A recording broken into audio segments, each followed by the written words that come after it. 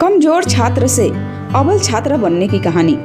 दोस्तों, आज की कहानी है एक ऐसी छात्रा की जिसका मन पढ़ाई में बिल्कुल नहीं लगता। नाम है राजू। राजू अपने माता पिता के साथ एक छोटी सी झुपड़ी में रहता है। पिता दिहाड़ी मजदूर है जिनको घर का खर्चा चलाने में बहुत दिक्कत होती है। राजू को पढ़ाई करना कतई पसंद नहीं था और खास करके गणित और अंग्रेजी तो उसे बहुत डराती थी। इस बात से राजू के पिता भी बहुत चिंतित थे। एक दिन राजू के पिता ने राजू से पूछा कि क्या तुम आगे भी पढ़ना चाहते हो? अगर चाहते हो तब तो ठीक है, और अगर नहीं पढ़ने का मन है तो कोई छोटा मोटा काम धंधा करो, क्योंकि तुम हर बार परीक्षा में फेल हो जाते हो और मेरी हैसियत इतनी नहीं कि तुम्हारी पढ़ाई का खर्च उठा सकूं। अगर कोई काम करोगे तो कुछ आमदनी होगी और मुझे घर खर्च चलाने में मदद मिलेगी। राजू ने कुछ सोचने के बाद परेशान होकर घर से निकल गया और काम की तलाश में लग गया। पूरे दिन भर भटकने के बाद भी उसे एक छोटी सी नौकरी तक नहीं मिली। थका हारा वह भटकते हुए अब तो उसे जोरों से भूख भी लगने लगी थी। तभी उसने एक चौराहे पर देखा कि एक दुकान है जहाँ काफी ज्यादा भीड़ लगी हुई है। राजू ने सोचा कि यहाँ तो ग्राहकों की भीड़ लगी हुई है, एक बार काम मांग कर देखता हूँ, क्या पता कोई काम मिल जाए।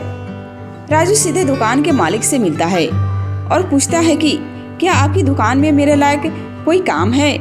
मैं कोई भी काम कर लूँगा। यह सुनकर दुकानदार ने पूछा कि क्या तुम्हें पढ़ना लिखना और हिसाब किताब करना आता है? तब राजू कहता है कि हाँ, मुझे पढ़ना लिखना आता है। दुकानदार अंदर जाता है और अंदर से 2 पर्चे लेकर आता है। वो पर्चे राजू को दे देता है और दुकानदार कहता है कि जल्दी से ये दोनों पेपर भर कर दो, तुम्हारे पास आधा घंटा है। अगर तुमने ये दोनों पर्चे भर दिए तो तुम्हारी नौकरी पक्की। लेकिन जैसे ही राजू ने वो दोनों पर्चे देखे वैसे ही उसके हाथ पांव फूलने लगे, क्योंकि उसमें से एक पर्चा गणित का और दूसरा पर्चा अंग्रेजी का, और ये दोनों उसके बस की बात नहीं थी। देखते देखते आधा घंटा बीत गया। दुकानदार आया और राजू से पर्चे मांगे, लेकिन दोनों पर्चे खाली देखकर वह क्रोधित हुआ। दुकान के मालिक ने कहा कि तुम तो किसी काम के नहीं, मैं तुम्हें नौकरी नहीं दे सकता, तुम जा सकते हो। राजू हीन भावना से ग्रस्त होकर घर लौट आया और लौटकर जोर जोर से रोने लगा। जब पूरी बात पिता को पता चली तो कहने लगे कि बेटा, काम कैसा भी हो, छोटा या बड़ा, हर क्षेत्र में शिक्षा की जरूरत पड़ती है। तो अगर जीवन में आगे बढ़ना चाहते हो तो शिक्षा को अपनाना पड़ेगा। अब से पूरे मन से पढ़ाई करो। अब राजू ने यह निश्चय कर लिया था कि कुछ भी हो, मुझे अब पढ़ना है और पढ़ाई में अच्छा प्रदर्शन करके अव्वल आना है। राजू ने अपनी मेहनत चालू कर दी।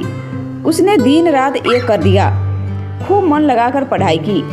अपने दैनिक जीवन कार्यों ने निर्वर्त होकर वह पढ़ाई में जुट जाता और कब दिन से रात हो जाती पता ही नहीं चलता।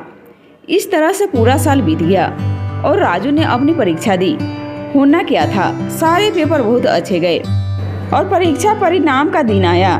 जब राजू ने अपना परिणाम देखा तो वह फूला न समाया, क्योंकि उसका नाम जिले की प्रावीण्य सूची में पहले नंबर पर था।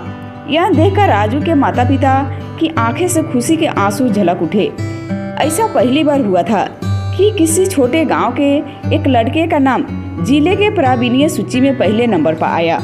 प्रतिभा सम्मान समारोह रखा गया।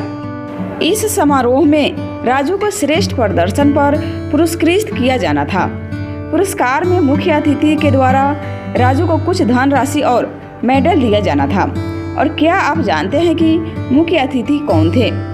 मुख्य अतिथि वही दुकान के मालिक थे, जिन्होंने राजू को यह कहकर काम नहीं दिया था कि तुम तो किसी काम के नहीं हो, मैं तुम्हें काम नहीं दे सकता हूँ। जब पुरस्कार दिया गया तो दुकान के मालिक ने राजू को पहचान लिया और आश्चर्यचकित होकर बोलने लगे कि तुम तो वही हो जो मेरी दुकान पर काम मांगने आए थे, लेकिन मैं बहुत प्रसन्न हूँ कि तुमने ये श्रेष्ठ प्रदर्शन किया। मैं चाहता हूँ कि तुम आगे भी इसी तरह मेहनत करके पढ़ते जाओ। आगे से तुम्हारी पूरी पढ़ाई का खर्चा मैं वहन करूँगा। इस बात को सुनकर राजू बहुत खुश हुआ। राजू ने अपनी पढ़ाई ऐसे ही आगे जारी रखी। आगे चलकर राजू उसी जिले का IAS अफसर यानी कलेक्टर बना जिस जिले की मेरिट लिस्ट में उसका नाम था। ये राजू की मेहनत, लगन और विश्वास का ही परिणाम था कि वह इस मुकाम तक पहुंचा। आशा करती हूँ कि आपको ये वीडियो पसंद आई होगी तो लाइक, शेयर एंड सब्सक्राइब जरूर करें और आपको इससे क्या सीख मिली हमें कमेंट में ज़रूर बताएं।